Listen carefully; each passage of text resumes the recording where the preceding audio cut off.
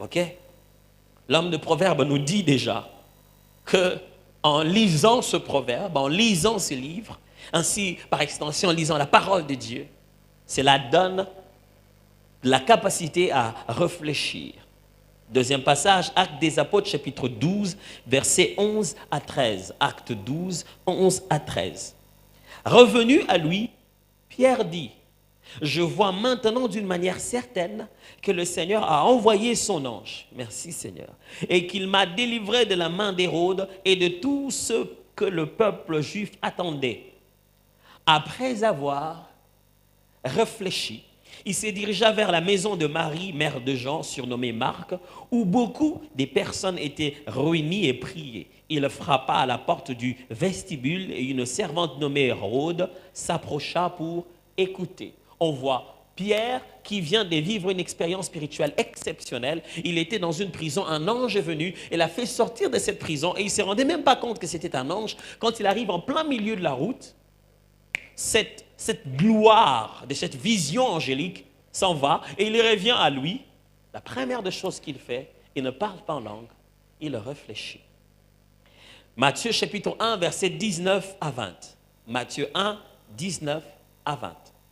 Joseph, son futur mari, était un homme bon et droit. Il ne voulut pas lui faire un affront public et l'exposer à perdre son bon renom. Je suis en train de lire la version Parole vivante. C'est pourquoi il se proposa de rompre discrètement avec elle sans en divulguer la raison. Pendant qu'il pensait, pendant qu'il pesait les pour et le contre de cette éventualité, un ange du Seigneur lui apparut en rêve et lui dit, Joseph, fils de David, n'hésite pas à accueillir chez toi Marie comme ta femme, car l'enfant qu'elle porte en elle vient de l'Esprit Saint. Pendant qu'il pesait le pour et le contre, la Bible dit, l'ange de l'Éternel lui apparut où? En songe. J'aimerais bien qu'on puisse lire le temps dans ce texte. La Bible dit, pendant qu'il pesait le pour et le contre, où? Dans un songe. Mais l'ange, lui, il apparaît où? Ça veut dire que peser le pour et le contre n'a pas été un exercice d'un seul moment. C'était devenu une réflexion, un état d'esprit. Il y pensait. Ça préoccupait sa tête à ce moment-là. Même quand il s'en va dormir, ça reste en lui. Réfléchir, ce n'est pas juste se dire c'est fini. Non. La réflexion, ça prend du temps. Ça entre, on rumine cela à son intérieur. C'est devenu le sujet principal qui occupe la pensée de Joseph. Et l'ange de l'Éternel lui apparaît. Alors, on attaque le principe. Premièrement, certains choix exigent un examen de détails. C'est là qu'intervient la réflexion. Certains choix exigent un examen des détails. Et c'est là qu'intervient la réflexion. Je ne suis pas en train de dire qu'on ne devrait pas réfléchir dans certains autres choix. Non. Je suis juste en train de dire que vous ressentez mieux le processus de la réflexion. Deux fois, la réflexion est rapide, mais vous sentez mieux le processus de la réflexion lente qui prend du temps. Les amis, est-ce que vous pouvez remettre? Est-ce que tout le monde a écrit? Tout le monde n'a pas écrit. Remettez encore. Remettez encore, je ne vais pas avoir de problème. Gardez-les encore. Je vous ferai signe d'enlever. Donc, je suis en train de dire ici que la réflexion, ce n'est pas comme si on ne va pas réfléchir dans les autres. Mais au fur et à mesure vous approchez certains types de choix que vous devez faire, vous ressentez mieux le poids et l'importance de la réflexion. Parce qu'il faudrait ne pas juste dire oui ou non, il faudrait connaître les détails, les examiner et les peser. C'est bon. Vous êtes là? Les détails. La réflexion fait quoi? Pèse, elle examine, elle prend les données, elle les pèse, elle regarde. Si vous avez eu les bonnes informations, maintenant vous passez à la réflexion. Vous êtes en train de réfléchir, de regarder, de peser les pour et les contre, d'examiner par la pensée qu'est-ce qui doit être fait. Deuxièmement, la réflexion n'est pas incompatible à la révélation, mais elle ne la remplace pas. La réflexion n'est pas incompatible à la révélation, mais elle ne la remplace pas. C'est-à-dire, quand quelqu'un reçoit de Dieu un message, Dieu lui parle, ça ne veut pas dire que dans l'exécution de cette directive, les ménages ne vont pas fonctionner dans sa tête. Du reste, lorsqu'on devient chrétien, il arrive ce qu'on appelle le renouvellement de l'intelligence. La base du jugement et de tes réflexions dans la tête n'est pas faite selon le monde. Elle est déjà faite selon la parole de Dieu. Ce qui fait que dans ta façon de raisonner, tu raisonnes déjà comme Dieu. J'ai une question à vous poser. Est-ce que Dieu réfléchit?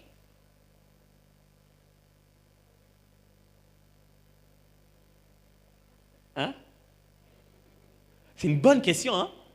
Est-ce que Dieu réfléchit? Il fait ses mains comme ça, non? Dieu décide. Il prend des initiatives, il dit entre A, B, C, D, je veux faire ceci. Il a même envoyé un jour à David une liste de propositions. Ok, toi-même choisis, je te frappe de ça, de ça. Dieu prend des décisions. Dieu a plusieurs choses qu'il aurait pu faire. Il lève des options. Il choisit de faire une chose. Si Dieu choisit, ce que Dieu réfléchit à sa manière en tout cas. Ne repassez pas ça à la manière des hommes. Qu'est-ce que ça veut dire ici? Simplement, quand Dieu te révèle quelque chose, ça ne signifie pas que tu vas aller de révélation en révélation à chaque pas. Une fois que la révélation est venue, cela va demander le renouvellement de l'intelligence en action. Avoir la révélation de Dieu ne signifie pas ne pas réfléchir. Mais une chose est claire, ta tête ne remplacera pas la précision du Saint-Esprit. Tes diplômes ne remplacera pas la netteté, la justesse de l'Esprit du Seigneur. À la place de recevoir la révélation, n'y mets pas la réflexion. Mais quand tu as reçu la révélation, ajoute-y de la réflexion. Quelqu'un me suit très bien. La Bible dit même que lorsqu'on a reçu une révélation, qu'est-ce qui doit se passer? On passe même par un processus, une forme de réflexion pour juger si c'était le Saint-Esprit. Vous voyez? On reste, quelqu'un me dit, Dieu m'a dit, Dieu m'a dit, Dieu m'a dit, la Bible dit, ne mettez pas foi à tout esprit, mais pesez, jugez, vérifiez si cela est réellement de Dieu. Mais là où il faut la révélation, la réflexion ne fera jamais le poids. Ne mettez pas votre tête en avant, mettez votre tête après la révélation de Dieu. Soyez là derrière lui en disant, quand tu parles, je vais agir. Regardez dans la Bible, plusieurs choses sont claires. Dieu, par exemple, parle à Jonas. Il lui dit, je t'envoie à Ninive pour aller annoncer à ce peuple que je vais les détruire. Jonas dit, non, je ne veux pas partir. Il fuit, il veut aller par Tarsis. Il arrive, le bateau commence à s'agiter. Qu'est-ce qui se passe? Il est là à l'intérieur. On lui dit, mais bon. Il dit, moi-même je sais, le problème c'est moi. Jetez-moi seulement et puis tout va aller bien. Les gens, ils disent, non, non, non, on va mourir ensemble. Au début, regardez les textes de Jonas. Ils disent, non, c'est pas grave, donc, on va gérer d'abord. Mais ils se rendent compte que, j'imagine, le jour où ils vont le jeter, il dit, bon, on aura essayé, hein.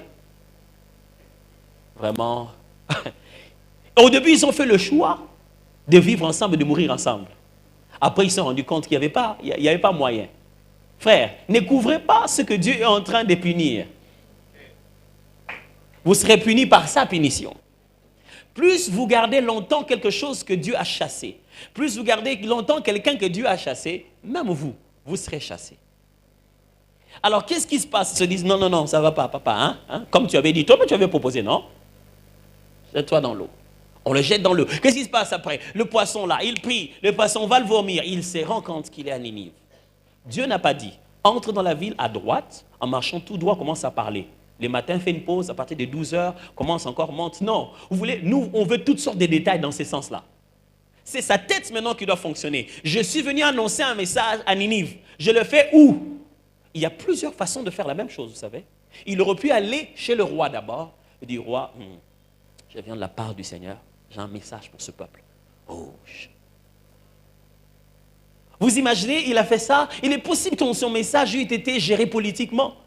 Le peuple ne peut pas entendre ce genre de choses. Ça fait la peur au peuple. Maîtriser ces messieurs-là en attendant que nous-mêmes on vérifie. Lui, il est sorti comme quelqu'un qui sait que j'ai désobéi très longtemps. Il s'élève, il commence à parler dans la ville. Les gens commencent déjà à se repentir pendant que le roi n'est pas encore informé. Quand ça arrive chez le roi, alors le roi dit, bah, il n'y a pas le choix. Nous tous, on se met au centre, on se met à prier. Frère, Dieu se révèle à nous, mais il nous donne aussi par son esprit la capacité de réfléchir dans notre esprit pour pouvoir exécuter ce que Dieu nous donne. En leadership, on dit ceci. donne un ordre et réjouis-toi de le voir être exécuté à leur manière. Dieu donne une vision comme ça. La même chose que Dieu me dit à moi ou dit à Pasteur Ken, quand on va le faire, il y aura l'ADN de chacun d'entre nous. Dieu laisse cet petit espace pour que la particularité de chacun de nous se fasse ressentir, même pour un même ordre donné. Donc, la révélation, la réflexion ne substitue pas à la révélation. Mais lorsqu'on a une révélation, cela n'est pas incompatible à réfléchir. Réfléchissez, s'il vous plaît. Réfléchissez, je vous en supplie. Dieu a dit, je vous ai toujours raconté ici, une fois, je me souviens, mon frère et moi, on venait d'un moment de prière, Dieu nous a donné des promesses, on était très très jeunes. Il dit, voilà, je ferai ceci, on venait de la prière, vous savez, quand on finissait de prier, vous avez l'impression que, ouf, le monde n'existe pas. Et il m'a dit une chose qui m'a fait rire, heureusement qu'on n'a pas fait. Il m'a dit, tu sais, là, je suis là avec les promesses de Dieu. Même si j'ai vu aujourd'hui, je touche au câble électrique là. Je ne vais pas mourir, la promesse est déjà donnée. Je bénis Dieu du fait qu'on n'a jamais essayé. Réfléchissez quand même, s'il vous plaît. Certaines choses ne sont pas au niveau de l'esprit, ils sont au niveau, juste, pas du Saint-Esprit, au niveau de l'homme, de la tête, du raisonnement. Et dans certains choix, exercer ce raisonnement. Troisièmement, la Bible n'est pas contre la réflexion. Elle en est même la source. C'est ce que nous avons lu dans Proverbe. Proverbe dit que si tu lis ce que je suis en train d'écrire ici, ça va te donner, il dit au jeune homme, la connaissance et la réflexion. J'aime bien le fait qu'il cite une catégorie qui a beaucoup besoin de ça. Et la Bible dit, celui qui lit les proverbes, même au sage, ça va encore augmenter son savoir. À l'intelligent, ça va lui donner de l'habileté. Frères et sœurs, la Bible est là pour nous rendre encore plus capables de réfléchir. Je suis contre cette religion où les porteurs de Bible ont éteint les réflexions. Ce n'est pas biblique. Celui qui lit la Bible doit aiguiser sa réflexion. Ça doit devenir quelqu'un qui sait réfléchir. À force de lire les Écritures, à force de devenir enfant de Dieu, notre intelligence a été renouvelée. On doit devenir encore des gens spécialistes en réflexion. La Bible ne contredit pas la réflexion. Ah, vous êtes là, c'est en train de réfléchir. Il faut faire les choses comme dans la Bible. Justement, dans la Bible, Jésus, le roi de gloire, dit, lequel parmi vous, lequel des hommes, lorsqu'il veut construire une maison, ne s'assied-il pas pour évaluer, réfléchir, se dire combien ça va le coûter? C'est Jésus qui dit ça. La Bible n'est pas contre la réflexion, elle est même la source de la réflexion. La Bible dit dans 2 Timothée chapitre 3, n'est-ce pas, verset 16, la Bible dit, toute écriture est inspirée de Dieu et utile pour enseigner. Et j'aime bien comment il dit plusieurs termes différents en pédagogie. Enseigner, instruire, écrit pour éduquer, instruire. Les types de communication, de type de pédagogie ne sont pas les mêmes. Il y a la formation globale et il y a la formation intellectuelle. Quand la Bible dit l'écriture est inspirée pour instruire, ça veut dire c'est pour donner des informations de type intellectuel. Si tu lis la Bible, tu vas apprendre à lire même à l'école. Si tu prends le temps de regarder les mots difficiles de la Bible, tu vas devenir plus intelligent. Ma vie a changé le jour où je commençais à aimer à lire la Bible. Je pris la Bible, je commençais à lire la Bible depuis l'école. Quand je revenais de l'école, j'étudiais au collège Saint-Théophile, j'arrive, je mets ma Bible en français, Bible en lingala facile, Bible en français facile, dictionnaire de langue. Je médite comme ça. Aucune responsabilité à l'église, seulement ma relation avec Dieu. Frère, pourquoi vous attendez qu'on vous demande de prêcher? Alors, c'est là que j'ai découvert les mots difficiles, la bénignité, la bénignité. Toi, tu te passes ça comme ça, à la va-vite, la bénignité, sur la force. Et puis quand on dit, c'était quoi la bénignité? Ah, tu vois, c'est quelque chose de bien. Plus je lisais la Bible, je ne me rendais pas compte que je devenais de plus en plus meilleur à l'école. La Bible me donnait une telle culture générale. La Bible parle de tout. Ah, en même temps, il y a des choses qui n'ont même pas mon âge, qui n'avaient pas mon âge à l'époque. Mais alors, même il y en a 12 jusqu'à aujourd'hui qui n'ont pas toujours mon âge. Mais tu cherches. Tu dis, ah, ça c'est quoi? Les temps de la Bible, c'est des fois, certaines Bibles sont écrites au futur simple, qui est un temps qu'on n'utilise pas n'importe comment. Les verbes conjugués au futur simple sont devenus très faciles à comprendre. Frère, la Bible elle-même est source de réflexion. suivant. Dieu se révèle, excusez-moi plutôt, un homme spirituel sait réfléchir. Bien-aimés dans le Seigneur, si vous êtes spirituel et que c'est Dieu qui vous conduit, vous devez savoir réfléchir. Si vous êtes un enfant de Dieu, vous devez savoir réfléchir. Pierre sort d'une révélation exceptionnelle. Les anges l'ont visité. Vous savez, c'est le jour où les portes de fer sont tombées. Même lui-même ne se rendait pas compte de ce qui se faisait. Dieu lui dit, lève-toi. Il se lève. Les chaînes se brisent. Il le suit. Il suit l'ange. Il est dehors. L'ange l'amène jusque dehors. Il est dehors. Il est dehors. Incroyable. Ouf. Ce n'est pas parce que je dis que je ne peux pas réfléchir. Ce n'est pas parce que je suis devenu chrétien, rempli du Saint-Esprit et prophétique, que je ne peux pas mettre ma tête à la réflexion. Qu'est-ce qui se passe? L'ange s'en va. Premier réflexe de Pierre. Dès que l'ange s'en va, il doit faire un choix. Je dois aller où? J'ai un témoignage. J'ai des choses à dire. Je viens de vivre quelque chose de profond. Mais là, au moment où je suis, je ne dois pas demander, ange de Dieu, reviens encore pour me dire où je dois aller. Je dois aller où? C'est bizarre que le verbe réfléchir vienne juste après une révélation. La Bible dit, après qu'il soit revenu à lui-même, il arrive, il réfléchit, il dit, ah, je vais aller chez Marie. Et quand il va là-bas, il aurait pu aller à plusieurs endroits, frère. Il ne savait pas si là-bas on priait.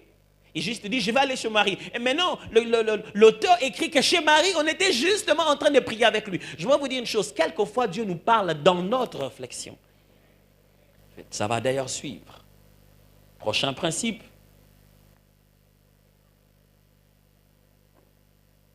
Dieu se révèle à ceux qui réfléchissent. Quand tu as une option à prendre, une décision à prendre, dès que tu te mets à réfléchir, c'est que tu es en train de demander de l'aide de Dieu. Les enfants de Dieu, quand ils s'arrêtent en train de dire, Seigneur, qu'est-ce que c'est que ça? C'est qu'il est en train de réclamer de l'aide venant de Dieu. C'est ce qui s'est passé avec Joseph. La Bible déclare, Joseph se rend compte, ok, on t'a même dit, non, ta femme est enceinte. De qui? Oh bon, elle dit une histoire là qui a du mal à avaler. Quoi? Même jusqu'aujourd'hui, pendant qu'on sait qu'on peut avoir l'immaculée conception. Si une femme dit ça, on ne va pas croire. Même s'il dit, je suis exactement comme Marie, ça n'existe pas ces choses-là. Et il s'est dit, ok. La Bible dit, en son cœur, il était un homme bien. Il ne voulait pas détruire sa réputation.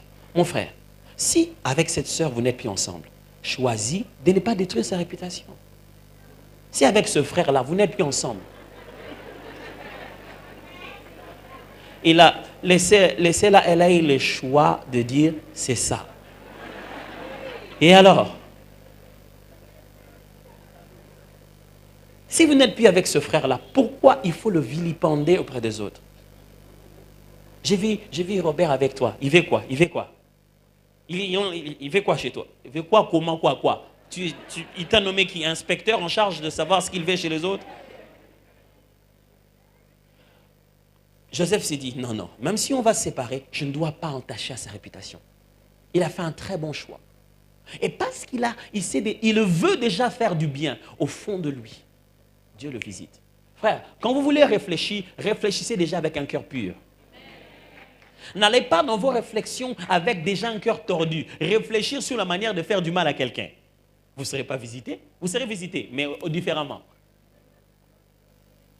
Quand des gens dans votre cœur, vous restez en train de vous dire, Seigneur, comment? C'est très difficile, mais comment je peux faire de mon mieux? C'est un choix difficile. Seigneur, qu'est-ce que je peux faire pour aider ce monsieur à continuer à nourrir sa famille? Je sais qu'il a commis une erreur grave. Je dois le faire quitter du boulot. Mais qu'est-ce que je dois faire? Si vous méditez ça, même si ce monsieur quitte le boulot chez vous, il ne va pas mourir de faim. Plusieurs fois dans ma vie, il m'a fallu me séparer des gens. Tellement que je ne voulais pas me séparer d'eux juste pour qu'ils aillent souffrir. Je ne me sépare pas d'eux pour qu'ils aillent souffrir. Je priais dans mon cœur avant qu'ils me quittent. Dieu ouvre toujours une voie pour eux. Frère, quand vous méditez dans votre cœur, vous réfléchissez pour le bien. L'ange de l'Éternel vient guider votre réflexion. Quand Dieu se rend compte, oh là je crois que sa réflexion demande une révélation. Au milieu de la nuit, Dieu vient déposer un songe clair. Quand on réfléchit avec un bon cœur, on attire les anges. Ooh, that's so strong. Quand on réfléchit avec un bon cœur, on dit, oh, Seigneur, qu'est-ce que je dois faire? Qu'est-ce que je dois faire? Qu'est-ce que je dois faire? Seigneur, vraiment entre ça et ça. Directement, Dieu dit, hé, ange, descends, clarifie sa réflexion. Peut-être pas dans un songe, le matin tu te réveilles, telle chose que tu savais était comme ça hier. Le lendemain, quelque chose a changé. Le sujet de ta réflexion est parti. Dieu t'a simplifié les choses. Frère, prenez le temps de réfléchir. Dans ma vie, j'ai appris une chose. J'ai fait des retraites, des réflexions. Je ne vais pas prier. Je vais réfléchir. Je m'évalue. J'évalue comment je fais ceci, comment je fais cela. J'évalue mon foyer. J'évalue comment je vis ma vie avec ma femme et mes enfants. Comment je devenir de plus en plus un meilleur père. Quand je réfléchis comme ça, Dieu me ramène dans certains détails de ma vie où je ne pouvais pas soupçonner. Que frère, serviteur, pasteur que j'étais, j'avais ça comme déformation. J'avais ça comme problème. J'avais ça. Mais si vous vivez seulement comme ça, à la vaille, sans prendre le temps de réfléchir sur quelque chose de bien, vous n'allez pas être transformés, mes frères.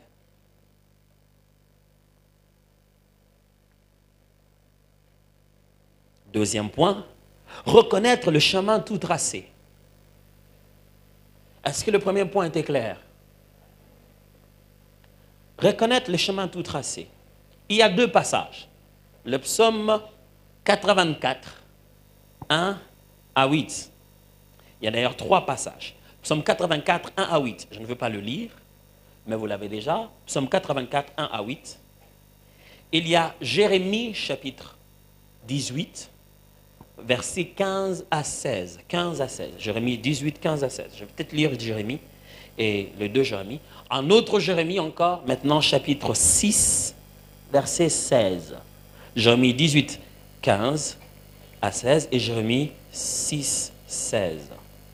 Le psaume que je vous ai donné au verset 5 dit « Heureux ceux qui placent en toi leur appui, ils trouvent dans leur cœur des chemins tout tracés. » Et le Jérémie que je viens de vous donner, celui chapitre 18, « Cependant mon peuple m'a oublié, il offre de l'encens à des idoles. Il a été conduit à chanceler dans ses voies, à quitter les anciens sentiers pour suivre des sentiers, des chemins non frayés. Ils ont fait de leur pays un objet de désolation, d'éternelle moquerie. Tous ceux qui y passent sont stupéfaits et secouent la tête. » Jérémie 6 dit, « Ainsi parle l'Éternel, placez-vous sur les chemins, regardez et demandez quels sont les anciens sentiers.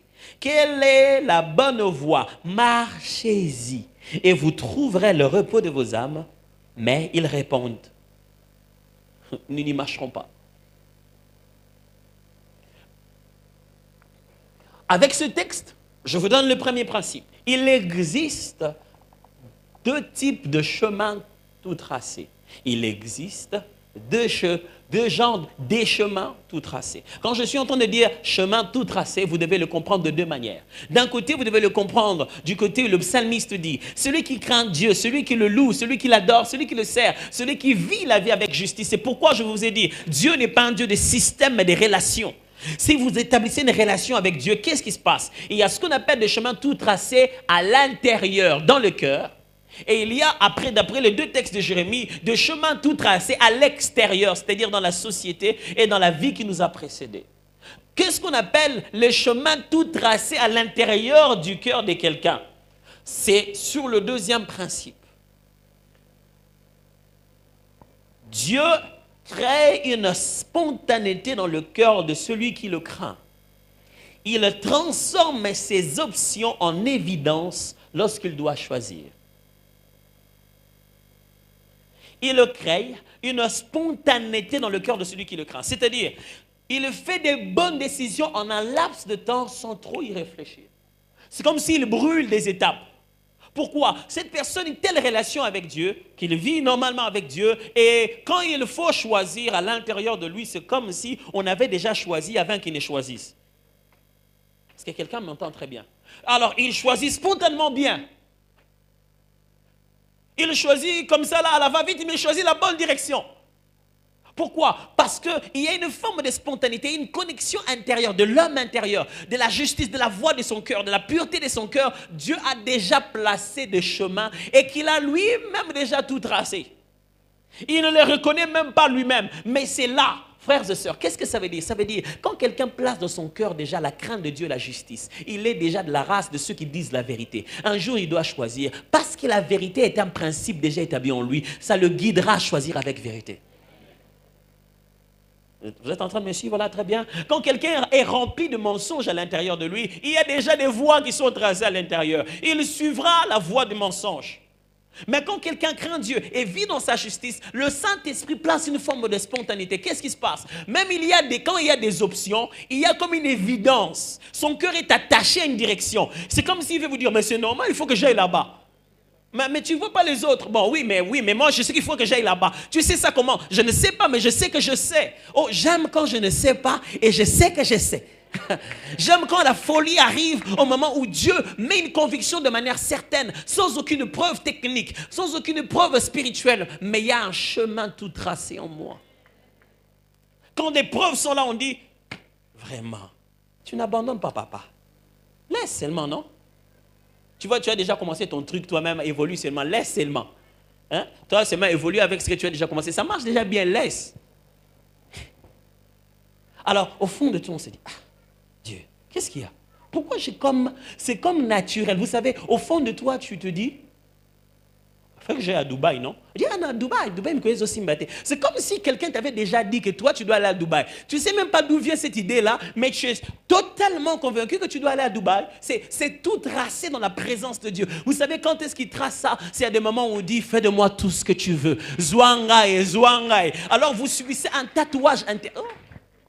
Un genre de tatouage interne. Dieu travaille dans votre cœur et il dessine.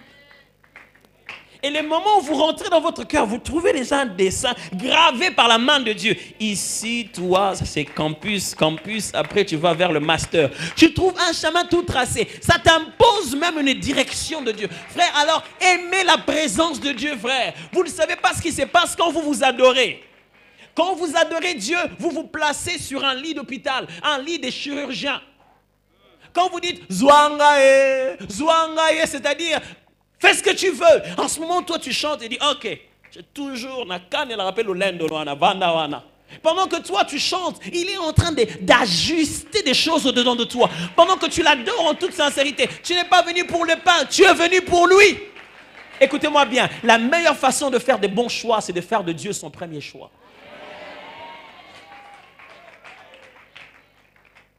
Dieu impose cela au-dedans de vous. Il y a des chemins qui sont à l'intérieur. Tu vas tout me prendre. Tu ne peux même pas me donner des informations. Mais c'est tout tracé au-dedans de moi. Et puis on te dit, pourquoi tu as pris cette option? Tu savais. Je ne savais pas. J'ai eu l'info. Je n'ai pas eu l'info. Mais pourquoi tu as fait? À l'intérieur de moi, j'ai trouvé qu'il était déjà écrit. J'aime bien quand le pasteur Roland dit, le Seigneur m'a imposé ce matin. Le Saint-Esprit me l'a imposé à l'intérieur. C'est-à-dire que j'ai ma façon de voir, j'ai ce que je pensais que je pouvais faire. J'ai mis tout par le processus de Roland Dallot, mais j'ai trouvé des chemins que je ne peux plus tracer. C'est déjà dessiné comme ça. Je ne peux plus prendre gauche. C'est la suite logique. Quand le chemin est déjà tracé, vous faites couler l'eau, ça suit normalement le chemin. Ça coule. Ceux qui restent dans la présence de Dieu, qui vivent une vie de sainteté à l'art intérieur, ça coule chez eux les décisions. Ça coule. Frère, si vous êtes dans une position élevée où vous êtes censé prendre des décisions à tout moment et faire des choix, la première des choses que vous devez garder, ce n'est pas votre corps, c'est votre cœur. Dès qu'il devient infecté, il va infecter tous vos choix. Si vous gardez votre cœur dans la pureté, même là où les gens crient, comment tu as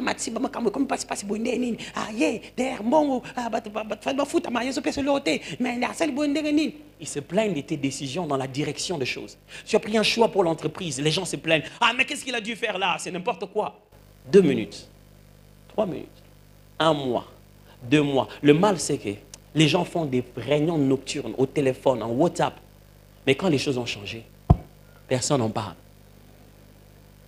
Ils sont trop occupés à vivre la décision que tu avais prise. Ils n'ont même plus le temps de parler de toi.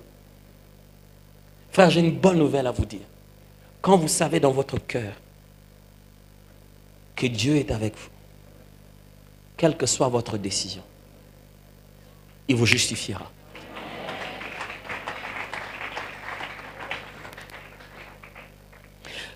Troisième principe, c'est lui qui fait confiance à Dieu doit apprendre à faire confiance à celui que Dieu envoie.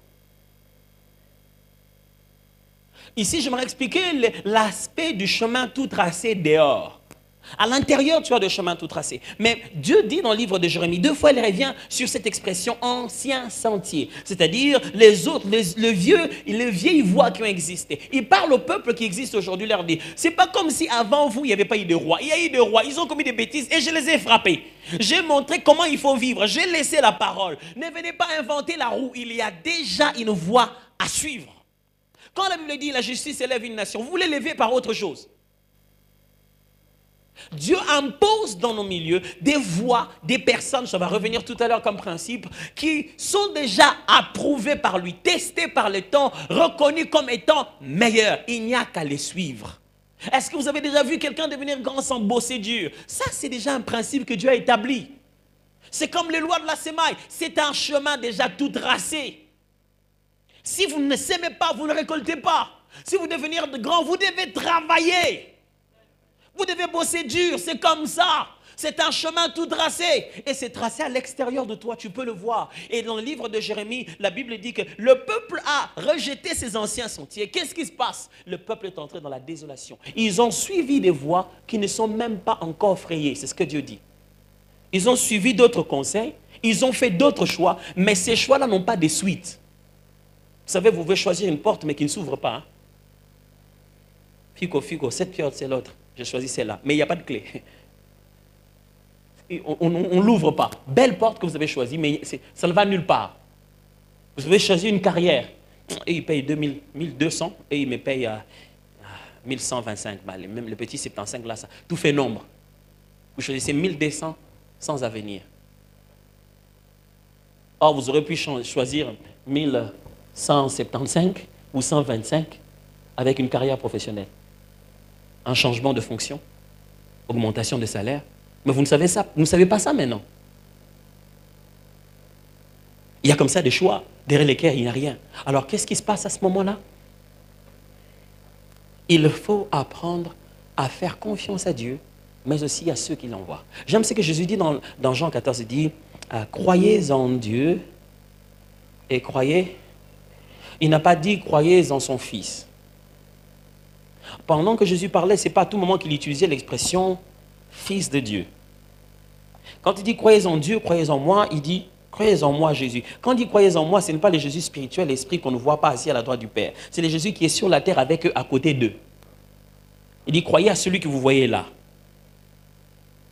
Écoutez-moi bien. Si vous ne croyez en personne, vous ne deviendrez personne. Si vous ne croyez en personne, vous ne deviendrez personne. Ne soyez pas spécialiste d'un chouma.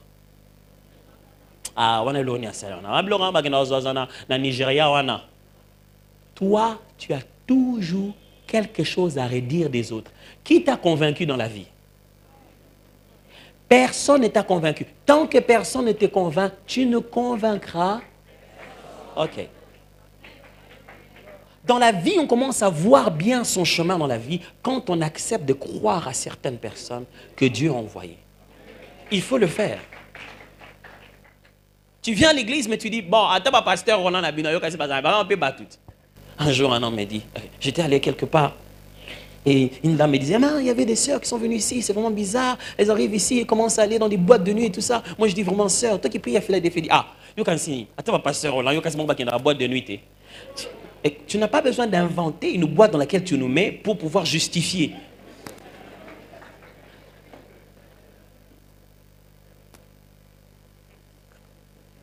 Alors, vous tous qui racontez aux gens que nous allons aussi dans les boîtes, sachez que ça ne change rien. La réputation, c'est l'homme qui connaît. L'identité, c'est Dieu et les anges qui voient. C'est ce qui se passe au-dedans de toi. Si vous ne croyez pas à quelqu'un, si vous ne croyez pas que quelqu'un peut être un instrument de Dieu pour vous, si vous ne croyez pas que quelqu'un peut être utilisé pour vous aider dans votre choix, ça ne marche pas. Il y a des gens tout tracés. Ça n'existe pas, mais je dois vous le dire comme ça. Il y a des gens tout tracés, des conseils tout tracés, des carrières tout tracées, des endroits tout tracés. Dieu les a déjà fait de cette manière. Quand tu parles avec eux, du coup, chez toi, ça s'ouvre clairement. Il y a des gens, ils te partagent son expérience, tu vois directement ton expérience. Il est comme un miroir. Tu ne le suis pas à la lettre, mais quand il parle de lui, tu te vois. Quand il parle de ce qu'il a, tu te vois. Frère, si vous croyez en Dieu, croyez aux gens que Dieu vous envoie. Croyez aux méthodes et aux façons de faire que Dieu a laissées avant vous. Croyez à la route qu'il a laissée aux ancêtres. Je ne parle pas aussi aux ancêtres en termes de nos ancêtres. Je parle aussi de nos précurseurs. Ceux qui sont venus avant nous, frères. Les gens ont servi Dieu dans la droiture. Dieu s'est toujours souvenir d'eux. Si vous prenez le choix de servir un peu Dieu en public, de servir un peu de l'alcool en bas, il y a aussi des chemins tout tracés pour ça.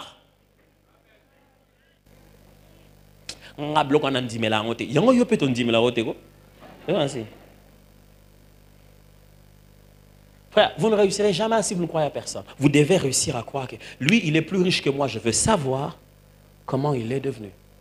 Mais si vous dites, ah, toi là, tu peux pas encore. Dans le cimetière, tu peux pas si tu ne sais pas croire en quelqu'un, si tu ne sais pas croire à ce qu'il a, si tu ne sais pas croire qu'il a quelque chose que tu n'as pas, personne ne croira à toi. Je répète, si tu ne crois à personne, tu ne deviendras personne. Dernière chose, donc, je répète seulement ce que je dis en tant que principe, il y a des hommes bien placés et des endroits déjà indiqués pour un meilleur choix. Il y a des choses que Dieu a déjà placées dans le parcours de gens, qui servent de références. Tous ceux qui sont passés par là te racontent la même histoire. Il te dit qu'il arrivera un moment, il faut faire ça. Il arrivera un moment qu'il y a ça qu'il faut tenir comme compte. Frère, ne néglige pas ça. Ne dis pas non, moi d'abord j'ai besoin d'abord d'une révélation. Mais à tous aïeux, okonunate. Oh, bazoye bisoke. Si quand ça la botan okonuna, bon pas kane kozala pasi. Non, on est à histoire na bango nga. Yondo nunate. Ce sont des chemins tout tracés. Ça arrive à tout être humain. Il vaut mieux se prévenir. Quand quelqu'un qui est devenu vieux te dit, prépare ta vieillesse, prépare-la. Et nous, le chrétien, nous n'aimons pas ce genre de chemin-là. Parce que c'est dans la nature, parce que ça demande l'observation et la sagesse. Nous préférons juste un message prophétique avec précision de l'adresse et du lieu où on a évolué. Est-ce que c'est clair? Chapitre 4. Les choix de la destinée.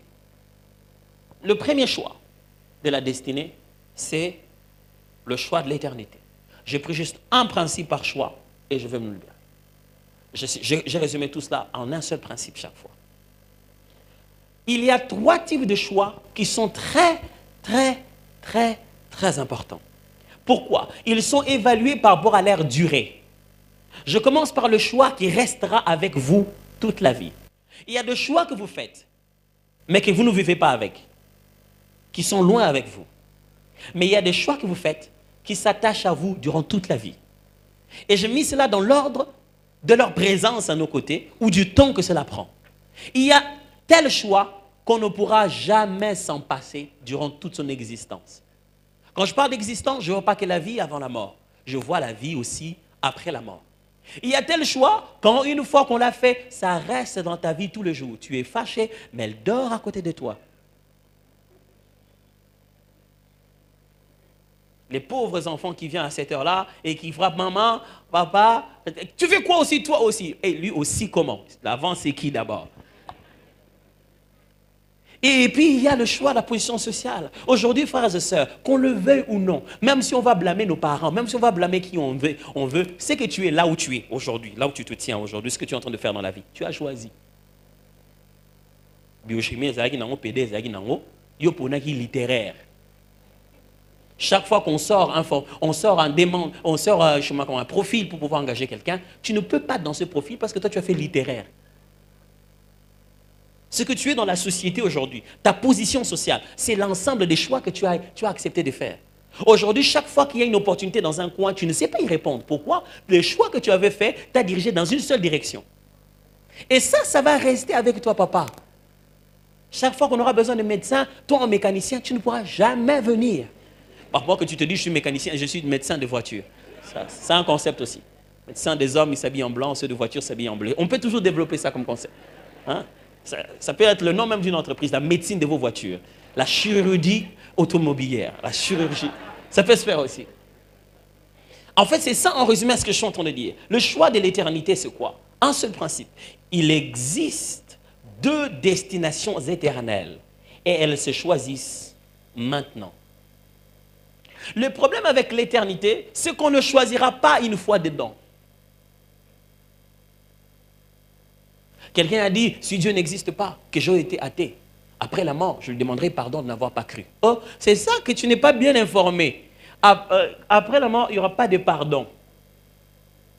Peut-être qu'il y a des gens qui croyaient ici. Quand tu vas te réveiller après la mort, il n'y aura pas de pardon. J'ai une mauvaise nouvelle pour vous, vous savez. On ne va pas te mettre quelque part en attendant, juste en train de dire, bon, attends ici, tu es dans un endroit. Dieu, à aucun moment, même après la mort ici, pendant que les noces ne sont pas commencées, à aucun moment, Dieu vous mettra dans un groupe ensemble, les justes et les méchants. Non. Il ne va pas vous mettre à un endroit ensemble et dire, vous tous attendez ici, et vous tous les justes et les méchants, attendez jusqu'à ce que ça va. Non. La différence commence déjà. Regardez comment l'un meurt et l'autre.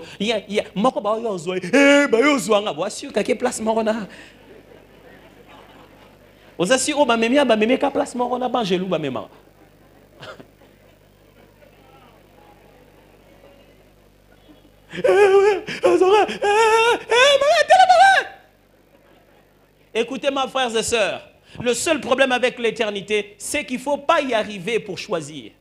L'éternité se choisit dans le temps. Il y aura deux destinations éternelles. Pour ceux qui pensent que si tu n'as pas craint le Seigneur, tu vas juste mourir, c'est trop facile. Quand Dieu allume un esprit, il ne l'éteint plus. C'est pourquoi même quand vous voyez dans la Bible, il n'y a nulle part où Dieu décide d'éteindre le diable. Quand Dieu allume un esprit, il ne l'éteint plus, il reste. Il est le seul, la seule source capable d'éteindre un esprit. C'est seulement lui. Ce n'est pas quand un esprit quitte encore que ça veut dire que l'esprit n'existe plus. L'esprit existe. Et voilà ce qu'est l'évangile. L'évangile dit, après toute cette vie, il y a une autre vie après ça, où nous allons vivre éternellement. Nous serons toujours là. Mais il y a deux façons de vivre. Un esprit, même quand il est immatériel, il peut être tourmenté. Vaut mieux encore être tourmenté dans son corps que d'être tourmenté dans son esprit. Et la Bible dit qu'après cela, selon les choix qu'on aura fait ici, aujourd'hui, dans nos vies de tous les jours, il y aura une place réservée sur ces choix. Si vous ne connaissez pas les conséquences des choix, il y en a au moins un ici qui est clair. Si tu ne choisis pas Jésus, si tu ne choisis pas de te repentir, je ne parle pas de te repentir maintenant, mais de finir la course en restant repenti. Si tu ne choisis pas cela, de l'autre côté, on ne choisira pas. Frère, le jour il reviendra, deux côtés à partir, mais il n'y a plus de choix. Tu viens comme ça, dis, oh, bon, moi je pars là-bas. Je dis, vas-y. Je regarde, oh, mais comment moi ça n'entre pas? Pourquoi moi je n'arrive pas à entrer? Pourquoi je n'arrive pas à entrer? On dit, bon, ok, je vais te montrer ta vie. Je te montre la vie. Tu vois, c'est moi à l'église, à Philadelphie, chez le pasteur Roland. J'étais là. On te montre ton cœur. Pendant que moi je parle de l'évangile, avant de venir ici, tu as falsifié un document. Et après, tu nous diras que Dieu t'a béni. Tu venais à l'église, tu vivais tout bonnement. Écoutez-moi, ce n'est pas l'inscription, ce n'est pas la carte de membre qu'on montrera aux anges le jour de l'éternité. Sécurisez votre éternité maintenant, mes frères. Deuxième principe, qui est lié justement au deuxième choix, le choix du conjoint. Je sais que vous attendiez que je dise, si tu veux choisir un conjoint, va d'abord comme ceci. Regarde d'abord les critères. Face à la PMB, face à la Muindu. Ok. Malheureusement, ce n'est pas ça ce que Dieu m'a dit. J'ai fait un choix d'obéir à Dieu. Le choix du conjoint. Le choix du conjoint, mes frères. Le conjoint ou la conjointe est une personne qui reste très longtemps avec toi. Il peut ou elle peut même te faire manquer l'éternité. Okokobala mwasi azambala moko li felo. C'est-à-dire que, avec toi, on n'a plus besoin qu'il y ait l'eau. Aux anneaux déjà, on a fait l'eau. Au samedi d'entraînement.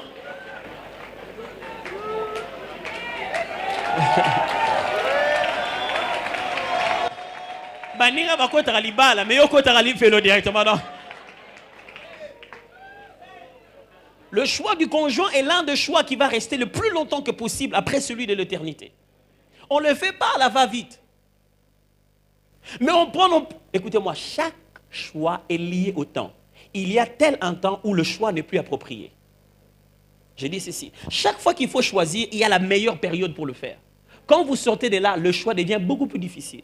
Quand vous faites ça avant cela, vous aurez des conséquences. Alors, quand c'est la période où vous devez vous marier, ne vous dites pas, bon, j'ai tout le temps, hein, moi, je veux quand même faire un peu d'argent. Ok, tu veux faire quand même un peu d'argent, c'est bon. Jusqu'à ce que tu vas te retrouver qu'on t'avait déjà épousé par une autre jeune fille, tu ne comprends pas quelle est votre relation.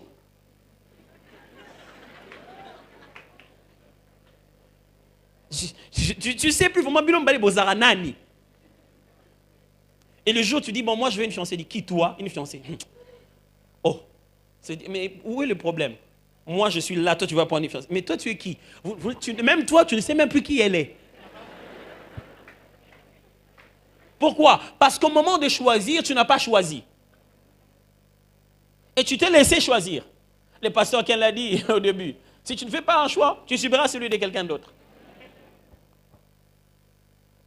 Et le choix du conjoint, une seule chose que je dois vous dire, le choix ne dépend pas d'abord de ce qu'on choisit, mais de celui qui choisit. Le choix ne dépend pas d'abord de ce qu'on choisit, mais de celui qui choisit. Très important à comprendre. C'est-à-dire, quand j'arrive, je trouve deux chairs. Cette chair en bois, très bien présentée, et une autre chair peut-être en vitre. Le choix n'a rien à voir le fait que cette chair est en bois et l'autre est en vitre. Le choix a à voir d'abord avec ce qu'Atoms aime. Ok? Si Atoms ne comprend pas bien ses besoins, il ne pourra pas choisir. Si vous entrez dans un magasin, je dis un vrai magasin, quoi, là où vraiment vous êtes un client, pas là où on a envie de vous chasser quand vous entrez. Non, je ne parle pas de ça. Je parle de là où quand vous entrez, on vous dit comment puis-je vous aider. Vous voyez, c'est ce vrai magasin là, ok? Voilà. Dès que vous entrez, on vous dit, qu'est-ce que vous voulez? On dit, non, j'aimerais bien m'acheter quelque chose pour la fête. Il ne va pas directement aller prendre quelque chose et dire, prends. Il va continuer à te questionner. C'est quel type de fête? Ah, c'est une fête de mariage. Ah, vous voulez vous la jouer comment? Comment vous vous sentez? Il n'y a pas de choix. C'est toi qui es en train de lire. Quand il t'aura bien compris, il voit directement l'habit qui va avec ça. Chaque choix est lié à un profil. Et ce profil-là est dans celui qui choisit. Et les gens passent beaucoup de temps à se demander qui ils vont choisir pour se marier. Et ils ne prennent jamais le temps de savoir qui ils sont eux qui doivent choisir. Et c'est ça le grand problème. Les gens finissent par choisir, mais ils ne se sont pas connus eux-mêmes. Avant le banana tobalana, miyeba papa. Tu viens, il dit, bon, écoute, je vais te faire la faveur de devenir ma femme. Puis je dis, papa, tu es orgueilleux? Je dis, non, mais qui, moi, orgueilleux? Tigara, maman, tigara. Tobal, la te, tigano. Ozoye, bah, même pas causa l'olendo. Frère, sœur, si vous voulez épouser quelqu'un qui ne s'est pas bien compris, n'osez pas. N'osez pas. Pourquoi? Parce que c'est la mauvaise image qu'il a de lui qui a créé ton image à toi. C'est clair dans la Bible. La femme est sortie de l'homme, mes frères. C'est comme ça que se passe le choix de conjoint. Ça sort de moi. Nadège, c'est moi au féminin. Non, il ne faut pas dire ça. Ok, ça va. C'est-à-dire que je regarde Atoms, je regarde ce qu'il a et ce qu'il manque. Je connais Atoms, je connais son présent, je connais son avenir. Je sais ce qu'il aime, je sais ce qu'il est. Ce qui donne l'impression d'être, mais ce qu'il est vraiment. Vous savez, dans le mariage, vous êtes vous. Si tu me donnes l'impression que non, toi tu sais résister à la fin, mais chez toi à la maison, tu vas être toi-même. Un ami me disait, il arrive chez sa sœur et il trouve son beau-frère fâché. Il dit, qu'est-ce qu'il y a? Il dit, Naïbidé, chaque fois que les enfants préparent, on mange vite. Mais quand ta grande sœur prépare, n'évitez l'embarras, banga, Tony. Mais c'est peut-être un chef d'entreprise. Hein? Allez chez lui, à l'entreprise. Chef, excusez-moi, je n'ai pas encore mis la tasse de thé. Non, c'est pas grave. Nandak. Alors, si tu te trompes, tu crois que tu es l'homme en veste et les dimanches ici.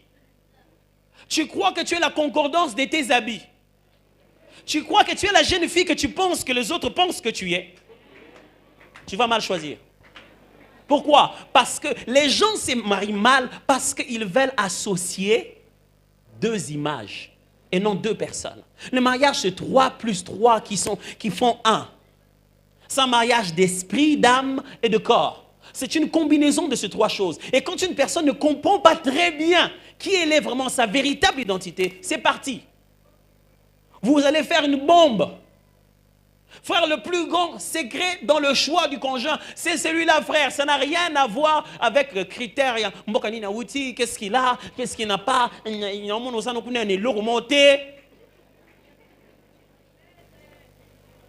Vous savez, quand ma femme et moi, on s'est mariés, il y a quelque chose de bizarre, parce qu'on travaillait dans la même entreprise, on y travaille toujours. Entreprise, c'est peut-être pour soigner les termes. Dans un même groupe musical. Voyez. Non, là encore, c'est bien. Tu mets en nous les places moro. Non. Et les combes, moi, j'étais coordonnateur adjoint aussi chargé des activités spirituelles. Elle était chargée des finances.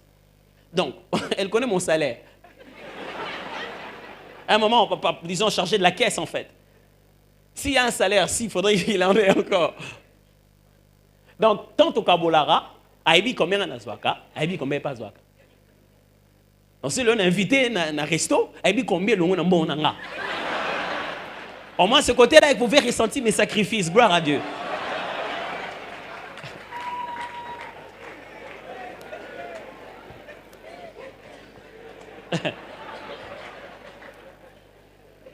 Alors, qu'est-ce qui se passe à ce moment-là? Elle sait qui je suis. Mais je lui dis, bon, ma soeur, voilà. Vous avez compris. Ça, non, ça, j'avais prévu ça pour l'épouser. Si je sors, c'est encore juste d'épouser beaucoup de gens. Donc, c'est utilisé seulement une seule fois. Donc, je lui dis la chose. Et elle me choisit. Elle accepte de faire son parcours avec moi.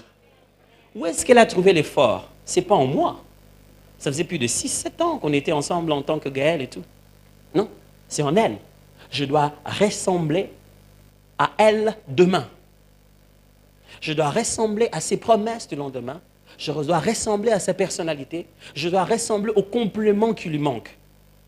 Se connaissant elle-même, se dit, moi, je pense qu'avec lui, ça va aller. Mais avec lui, ce qu'il est maintenant, non. Non seulement ce qu'il est maintenant, les traits de sa personnalité. Dans les mariages, il y a toujours des choses que vous acceptez et d'autres que vous tolérez. Le mariage est un ensemble de compromis. Vous allez vous efforcer d'échanger quelqu'un 10 ans durant, il ne changera pas, tu m'en le dis bon. Allez chez les mariés, des gens qui sont sérieux. Il va se dire, c'est-à-dire que c'est un domaine qu'elle a essayé d'échanger pendant de longues années. Ah, mais qu'est-ce? Ah. Vous êtes ensemble, il n'a pas préparé des maisons, il y a 3, il y a 4 ans. Déjà bon. Bon, le temps que vous puissiez comprendre que le mariage arrive à ce compromis, vous allez vous battre. Mais si c'est la bonne personne, c'est directement lié à vous. Vous allez supporter ça. Quand vous n'arrivez pas à supporter quelqu'un, c'est que vous ne vous connaissiez pas. Alors, chers frères et sœurs, chers jeunes, vous qui n'êtes pas encore mariés, vous qui êtes sur le point de choisir, connaissez-vous vous-même? Qui est-ce que vous êtes réellement? En terminant aujourd'hui, je m'aimerais juste vous dire un dernier principe pour vous dire le choix de l'identité sociale. On est dans la société le résultat du nom qu'on hérite, des études que l'on fait et du milieu où on vit. On est dans la société. S'il vous plaît, on est dans la société. Next slide, please. Do you have the next slide or not? Le principe n'est pas là-bas. Voilà. On est dans la société, le résultat du nom qu'on hérite, des études que l'on fait et du milieu qu'on vit. Aujourd'hui, dans la vie, quand tu passes, on doit te respecter, te connaître et t'aimer. Avoir ton identité sociale, qui est-ce que tu es? Voici quelques 3 facteurs, il y en a plusieurs, j'en donne que ça, qui font ça. Aujourd'hui, dans la société, tu as la place du nom que tu as hérité. Si tu es fils de Luamba, tu seras à la place de Luamba. Tu porteras sur tes épaules ce que Luamba a fait avant. Là où on se fâche de Luamba, on se fâche de toi. Tu es ennemi de ceux qui sont ennemis de Luamba. C'est un exemple, pasteur, ça n'a rien à voir. Hein? Ce n'est pas comme si je me venge parce que tu m'appelais moi Nampaté, non, il n'y a rien à voir. Mais ce nom te colle et te positionne dans la société. C'est-à-dire que ce nom, comment on a Bernadette Angwalima. Angwalima. Même au Bongwana, aux akan intercession, on a don à prophétie. Comment nous Angwalima, to zio malamoko to kazeyo, muibi. Même si tu n'as pas ça, alors j'aimerais vous dire une chose. Faites attention de l'héritage que vous donnez à vos enfants. Les combats, tu vas te battre chez le voisin. Ton nom reste là. Et tu donnes à ton enfant ce nom-là. Tu viens de lui donner ce combat-là. Pour toute la vie. Alors le choix que tu fais, comme l'a dit le pasteur Ken, ça porte conséquence dans ton environnement. La position que quelqu'un a dans la société, c'est aussi un héritage qu'il a reçu de la génération qui le précède. Un nom. Mais il y a une bonne nouvelle, frère. En Christ, vous pouvez faire un nom nouveau. Dieu a dit à Abraham, je rendrai ton nom grand. Il y a encore quelque chose qui fait mal. Hein? Quelqu'un qui hérite un grand nom, mais qui se trouve à une mauvaise position. Dis-moi quoi, toi, tu t'appelles? Non, mais ton père, il n'était pas... Oui, mais qu'est-ce que tu fais ici? Il a hérité un nom qui démontre même qu'il ne devait pas être là. Pourquoi quand on dit, qu'est-ce que tu fais ici? C'est-à-dire, le nom a une place normale dans la société. Mais tu as le nom là, mais tu es ici. Seigneur, je t'en prie, je vais laisser à mes enfants un nom qui leur donne une place sociale de sérieux, de juste, craignant Dieu, intelligent, excellent dans leur domaine. Je ne sais pas combien de Mbouma vous connaissiez avant, mais moi je crie au Dieu qui a dit, je rendrai ton nom grand. Je vous ai expliqué ça une fois ici. Je rendrai ton nom grand. Abraham pensait que c'est juste que son nom va être connu, mais Dieu dit, je vais affecter ton nom d'autres voyelles qui vont gonfler ton nom à la prononciation. Oh, you don't get what I mean. C'est-à-dire, je vais gonfler ton nom en y mettant le mien, de sorte que quand je me présente, je me présenterai par ton nom. Je suis le Dieu d'Abraham. J'ai une bonne nouvelle pour vous. Parce que vous avez choisi Jésus, vous avez choisi la destinée d'un autre nom. Dieu peut vous replacer socialement, non pas avec le nom de papa, non pas avec le nom de maman, avec ton nom à toi. Tu dis, comment tu t'appelles? Je m'appelle Chibouaba. Chibouaba de qui? Chibouaba de moi. Je déclare ce soir, Dieu commence une dynastie avec toi. Ça va commencer avec ton nom. Avec toi. On est aussi le fruit de ce que nos études, frère, quand tu étudies, cela te localise dans la société. Je m'en allais vite. Quand tu étudies, cela te localise dans la société. Ce que tu fais comme étude, c'est pour ça que les gens vont te demander. Voyez? Les gens vont avoir besoin de toi dans la société par rapport à ton expertise, à ce que tu sais. Alors, ne te précipite pas à étudier des choses que tu trouves intéressantes. Et étudie des choses qui sont déjà en toi. Développe ce que tu peux faire instinctivement. Obtiens ce que la société appelle un diplôme. Le diplôme, c'est la certification de tes compétences. Ce n'est pas les compétences qui ont été données. Tu as déjà des compétences, tu as eu les informations adéquates et on certifie que tu les as. Yo, ce que moi makila obangaka, ozo qui est na chirurgie. Il y a vraiment des choses, des gens font des choix. Vraiment. Rien qu'à cause de ça.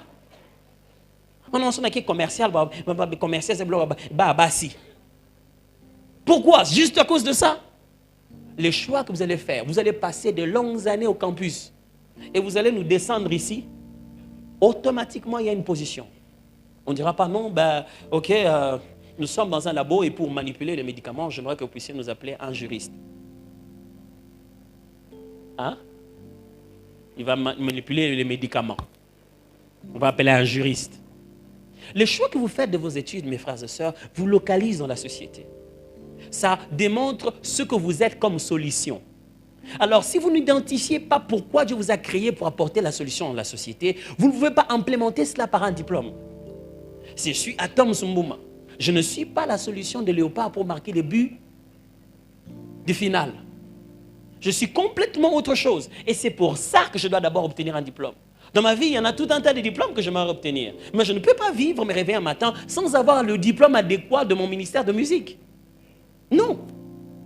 Vous devez être capable dans la vie de dire, sans orgueil, avec humilité et douceur, ça, si je le fais, personne ne le fera comme moi.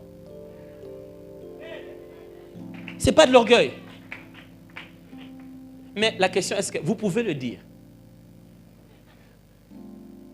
Parce que tout le monde cherche celui qui peut le faire sans pareil. Il sait que si je viens, moi, tout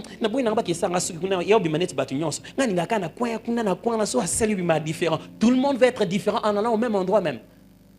D'où vient la différence? Ce sont tes mains. Et troisièmement, le milieu où tu vis. La position que tu occuperas dans la société est directement liée à l'endroit où tu vas te mettre géographiquement.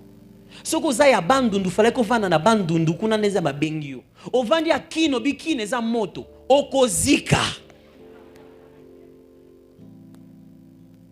Toute identification sociale est liée à un milieu où nous devons éclore. Chaque plante a son atmosphère. Même si ce n'est que le sol comme tous les autres sols, le sol tropical n'est pas le sol des autres pays. Tu ne peux pas avoir ta position si tu vas à un certain endroit. Il y a des gens qui devraient être en Europe pour éclore. Gloire à Dieu. Il y en a d'autres qui ne devraient pas y être.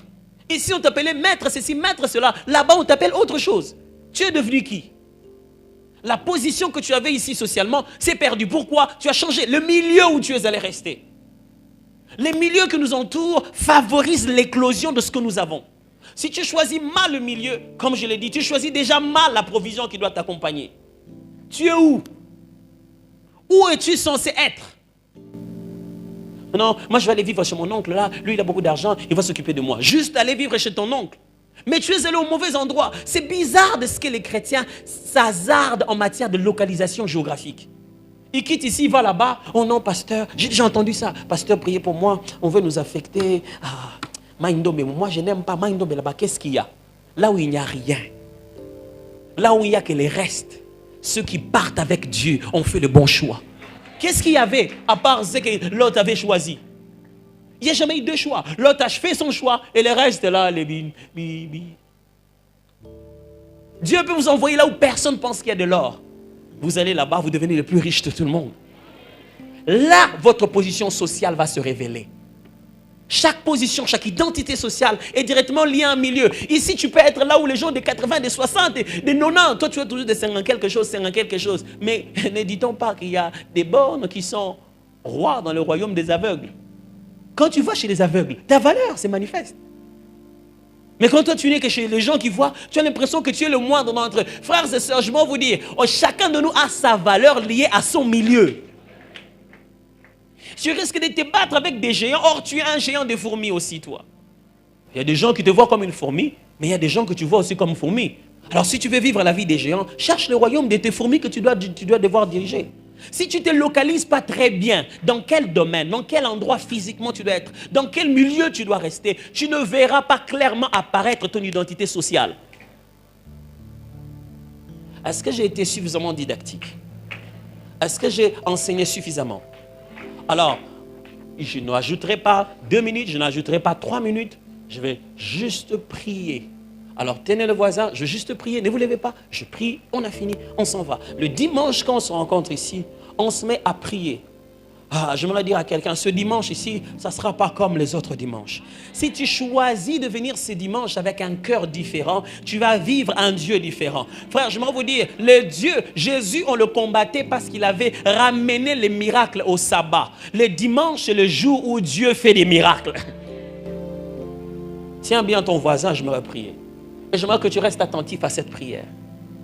Seigneur Jésus,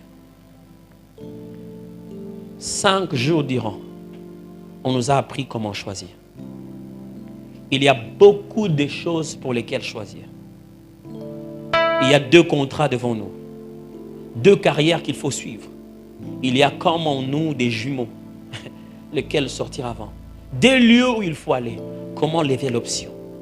On a appris tout un tas de principes ici. La meilleure que nous retenons, c'est Dieu n'est pas un Dieu de système, mais de relations. Seigneur, je te prie, attire mes frères et sœurs dans ta présence pour que tu fasses ce tatouage interne de chemin tout tracé. De fois, on n'entendra pas une voix, on n'aura pas une prophétie. Mais à force de rester dans ta présence, on ressent les battements de ton cœur. On se réveille un matin, on se dit, j'irai à l'est, parce que le cœur de Dieu va à l'est. Je te prie, Seigneur, après ce séminaire, les types de choix que ton peuple va faire soient un choix exceptionnel. Frère, j'allais m'arrêter là, mais je le sens me dire. Et si une destinée devait être choisie ce soir? Tu es venu ici ce soir en te disant, pasteur, je vais aller suivre un peu ce qu'on dit là-bas à Philadelphie. Mais l'éternité s'est choisie maintenant. Juste là où tu es, dis, pasteur, j'aimerais donner ma vie à Jésus. Je vais fixer tout maintenant et ne pas attendre. Je ne savais pas qu'on ne demandera pas pardon de l'autre côté, que tout doit se faire ici. Je vais me régulariser et obtenir mon éternité maintenant. Je vais donner ma vie à Jésus. À vous, je vous demande, là où vous êtes, lâchez la main du voisin. Prenez ce que vous avez. Carnet, quoi que ce soit. Levez-vous. Demandez permission. Avancez vers moi ici. Tout à l'heure, quand j'ai redit Amen, Amen, on va s'occuper de toi. Viens, viens juste ici, viens vite. Que tu sois à Lisanga ou que tu sois, viens vite.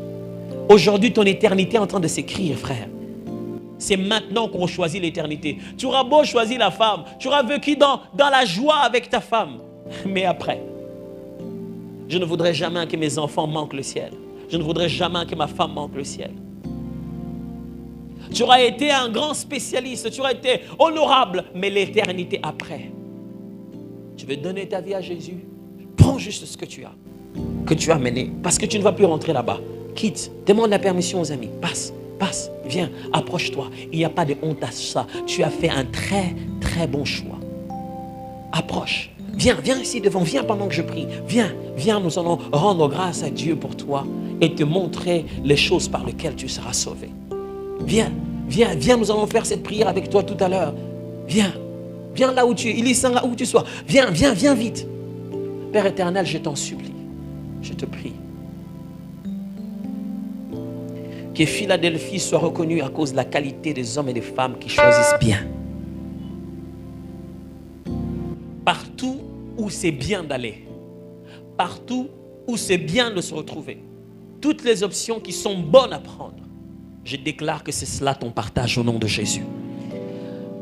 Je déclare ce soir, tout ce qui amenait une confusion, qui semblait être pareil et qui te faisait des hésitations pour choisir, l'esprit de discernement descend sur toi ce soir.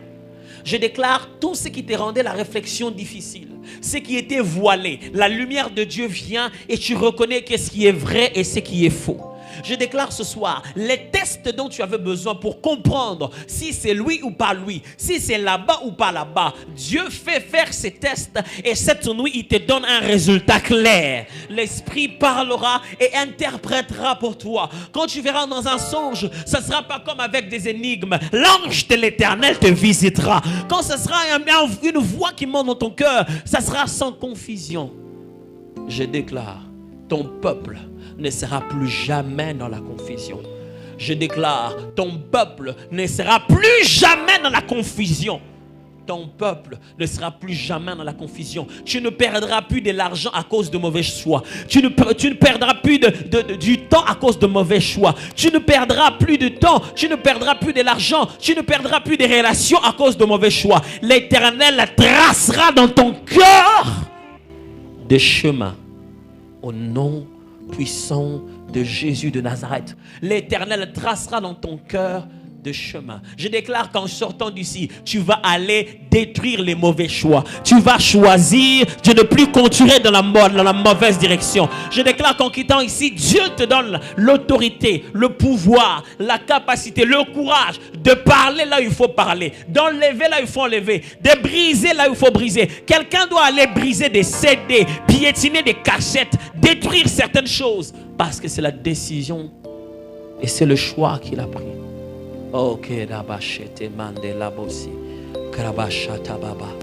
Une nouvelle saison vient de commencer. Une nouvelle saison vient de commencer dans ton entreprise.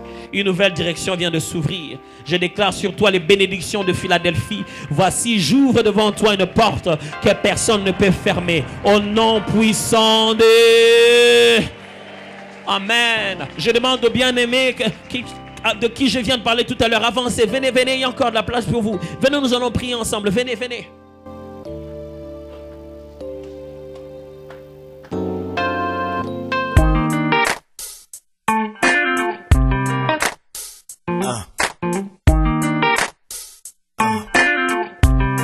Baby bro. Now, Father, when I think about your love for me, one word that comes to my mind is incredible. Like a sweet summer day, you take away all my trouble. And like a soft pouring rain, you wash away all my pain.